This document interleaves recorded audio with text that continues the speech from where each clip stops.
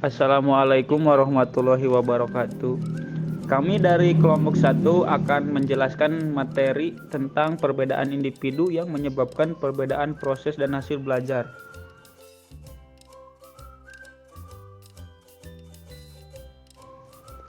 Pengertian individu. Manusia adalah makhluk yang dapat dipandang dari berbagai sudut pandang. Setiap manusia memiliki ciri atau karakter yang berbeda-beda. Terdapat banyak faktor yang mempengaruhi munculnya perbedaan pada setiap individu. Dalam Kamus School dan Sadali 1975, individu adalah kata benda dari individual yang berarti orang, perseorangan, dan oknum. Sedangkan menurut Kamus Besar Bahasa Indonesia atau KBBI, individu berarti orang seorang, pribadi orang, terpisah dari yang lain. Selanjutnya, pengertian perbedaan individu.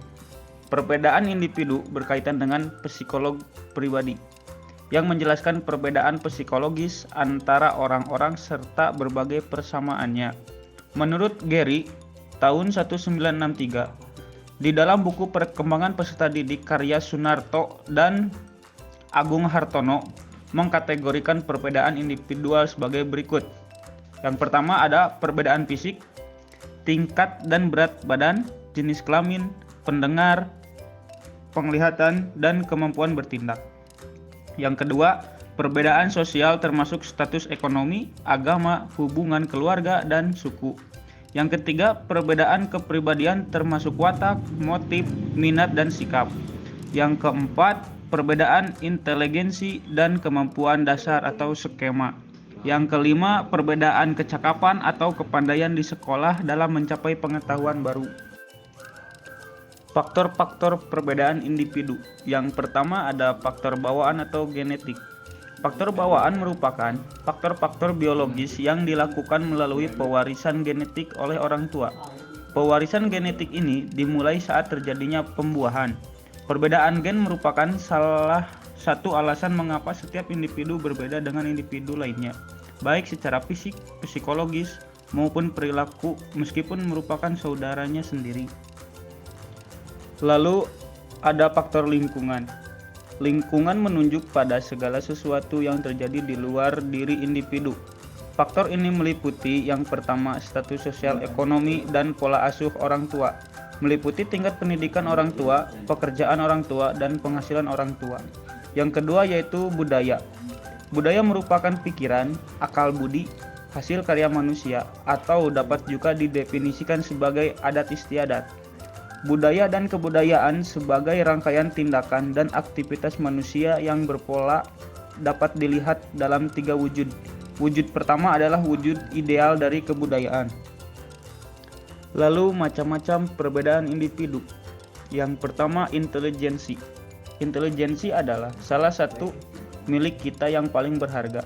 Tetapi bahkan orang yang paling cerdas sekalipun tidak sepakat tentang apa intelijensi itu. Howard Gardner mengemukakan 8 kerangka pikirannya tentang macam-macam kecerdasan. Yang pertama, gaya belajar dan gaya berpikir. Ada 2 dikotomi gaya belajar dan berpikir yang paling banyak didiskusikan adalah 1. Gaya impulsif atau reflektif, disebut sebagai tempo konseptual, yakni murid cenderung bertindak cepat dan impulsif atau menggunakan lebih banyak waktu untuk merespon dan merenungkan akurasi dari suatu jawaban. Menurut Kagan, tahun 1965.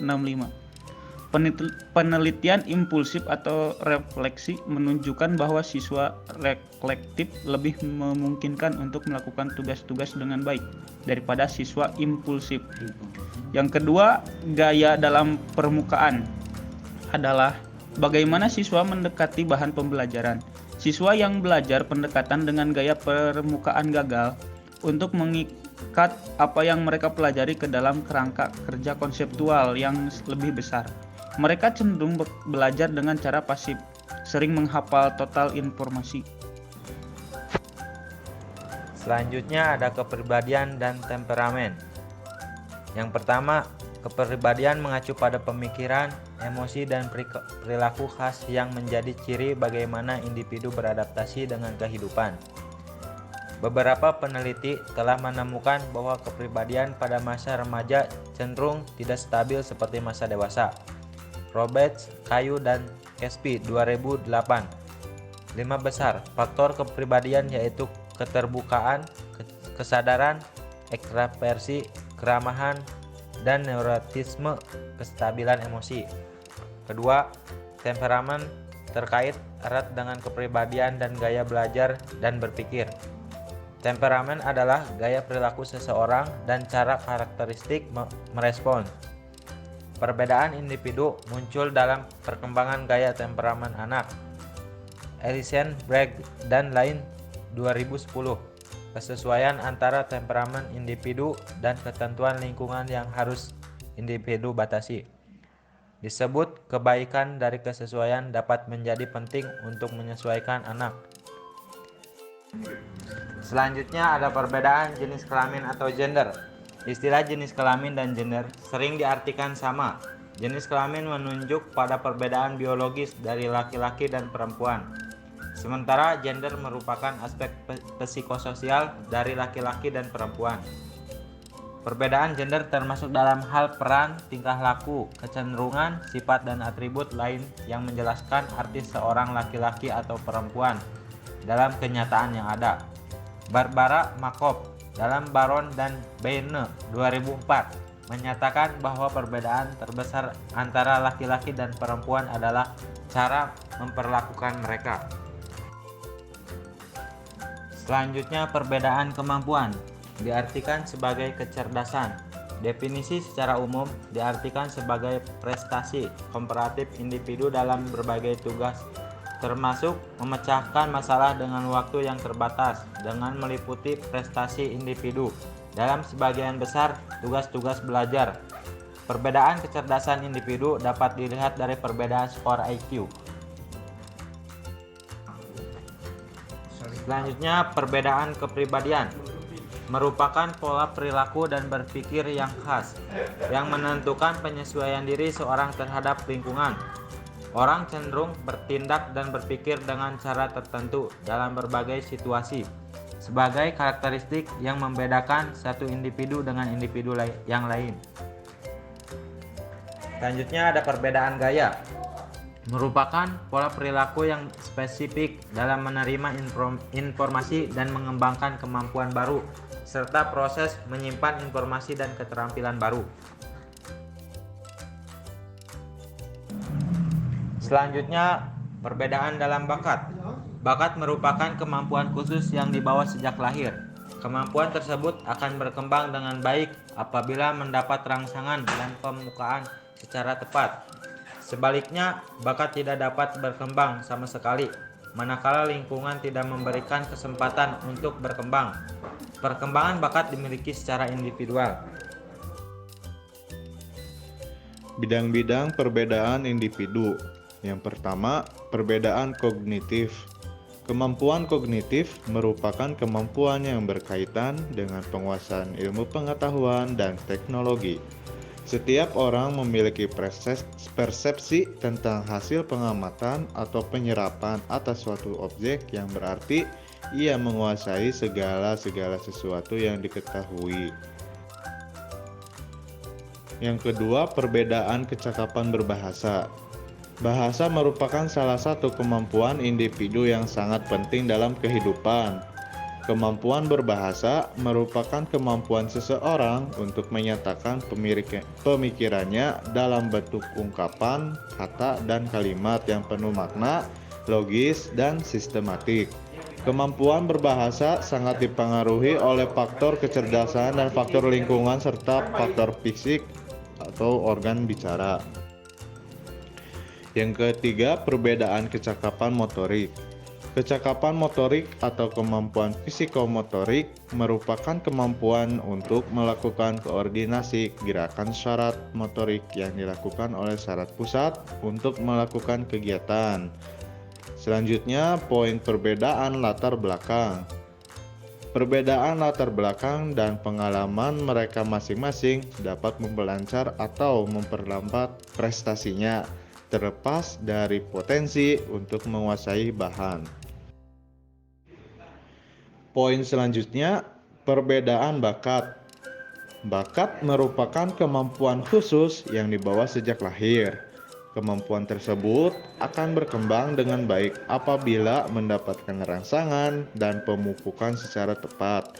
Sebaliknya, bakat tidak akan berkembang sama, maka lingkungan tidak memberikan kesempatan untuk berkembang, dalam arti ada rangsangan dan pemupukan yang menyentuhnya. Selanjutnya, perbedaan kesiapan belajar. Perbedaan latar belakang yang meliputi perbedaan sosioekonomi, sosial kultural, amat penting artinya bagi perkembangan anak. Akibatnya, anak-anak pada umur yang sama tidak selalu berada pada tingkatan persiapan yang sama dalam menerima pengaruh dari luar yang lebih luas. Selanjutnya, perbedaan jenis kelamin dan gender. Istilah jenis kelamin dan gender sering dipertukarkan dan dianggap sama. Jenis kelamin merujuk kepada perbedaan biologis dari laki-laki dan perempuan.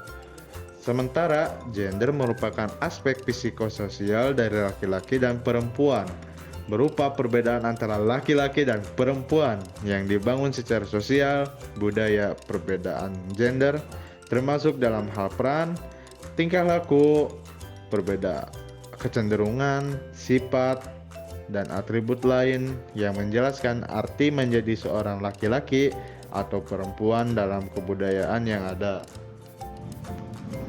Macam-macam perbedaan gaya belajar. Pertama, gaya belajar visual. Gaya belajar secara visual ini yaitu kemampuan belajar dengan melihat. Gaya belajar ini digunakan pada orang yang dengan indera penglihatan yang tajam dan teliti. Ciri-ciri gaya belajar visual: pertama, bisa mengingat dengan lebih cepat dan kuat dengan melihat. Kedua, tidak terganggu dengan suara-suara yang berisik. Ketiga, hobi membaca. Keempat, memiliki ingatan yang kuat tentang bentuk, warna, dan pemahaman artistik. Dan yang terakhir, belajar melihat dengan mengamati pelajaran, memiliki kemampuan menggambar dan mencatat sesuatu dengan detail. Gaya belajar auditori. Orang dengan gaya belajar auditori memiliki indera pendengaran yang lebih baik dan lebih fokus. Orang dengan gaya belajar ini mampu memahami sesuatu dengan lebih baik dengan cara mendengarkan. Ciri-ciri gaya belajar auditori yaitu: pertama, memiliki kemampuan mengingat yang lebih baik daripada mendengarkan. Tidak mampu berkonsentrasi untuk belajar jika suasananya berisik. Ketiga, senang mendengarkan cerita atau dibacakan cerita. Keempat, suka bercerita dan berdiskusi. Kelima, mengulangi informasi yang didengarnya. Yang kedua, gaya belajar global. Anak dengan gaya belajar global memiliki kemampuan memahami sesuatu secara menyeluruh. Pemahaman yang dimiliki berisi gambaran yang besar dan juga hubungan antara satu objek dengan yang lainnya. Anak dengan gaya belajar global juga mampu mengartikan hal-hal yang bersifat dengan bahasanya secara sendiri dan jelas. Ciri-ciri gaya belajar global: pertama, melakukan banyak tugas sekaligus. Kedua, mampu bekerja sama dengan orang lain dengan baik. Ketiga, sensitif dan mampu melihat permasalahan dengan baik. Keempat, mampu mengutarakan dengan kata-kata tentang apa yang dilihat. Ketiga, gaya belajar analitik. Anak dengan gaya belajar analitik memiliki kemampuan dalam memandang sesuatu cenderung ditelaah terlebih dahulu secara terperinci, spesifik, dan teratur. Mengerjakan sesuatu dengan secara bertahap dan urut. Ciri-ciri gaya belajar analitik: pertama, fokus mengerjakan satu tugas, tidak akan ke tugas berikutnya jika tugas belum selesai. Kedua, berpikir secara logika. Ketiga, menyukai jika ada bagian yang terlewatkan dalam suatu tugas. Dan yang terakhir, cara belajar konsisten dan menetap. Kepribadian dan temperamen. Kepribadian mengacu pada pemikiran, emosi, dan perilaku yang khas yang menjadi ciri bagaimana individu beradaptasi dengan kehidupan sehari-hari. Psikolog telah mengidentifikasikan 5 besar faktor kepribadian sebagai keterbukaan, kesadaran, ekstraversi, kemarahan, dan neurotisme. Kestabilan emosi. 5 faktor memberikan guru kerangka kerja untuk berpikir bagaimana karakteristik kepribadian siswa. Selanjutnya itu materi yang terakhir, yaitu implikasi perbedaan individual dalam proses pembelajaran. Yang pertama, program percepatan, yaitu pemberian pelayanan pendidikan sesuai dengan potensi kecerdasan dan bakat siswa yang dimiliki oleh siswa, dengan memberikan kesempatan kepada mereka untuk dapat menyelesaikan program reguler dalam waktu yang lebih singkat dibandingkan teman-temannya. Dan yang kedua ada remedial, pemberian layanan pendidikan kepada siswa yang mengalami kesulitan atau hambatan dengan memberikan pelajaran dan atau tugas tambahan sehingga mereka dapat menyelesaikan program sesuai dengan waktu yang ditentukan. Yang terakhir ada program pengayaan. Program pengayaan ini yaitu pemberian layanan pendidikan sesuai dengan potensi kecerdasan yang dimiliki siswa, dengan penyediaan kesempatan dan fasilitas belajar tambahan yang bersifat perluasan atau pendalaman setelah yang bersangkutan menyelesaikan tugas-tugas yang diprogramkan untuk siswa lainnya. Sekian penyampaian materi atau penjelasan materi mengenai perbedaan individu yang menyebabkan perbedaan proses dan hasil belajar. Kurang lebihnya mohon maaf. Terima kasih. Wassalamualaikum warahmatullahi wabarakatuh.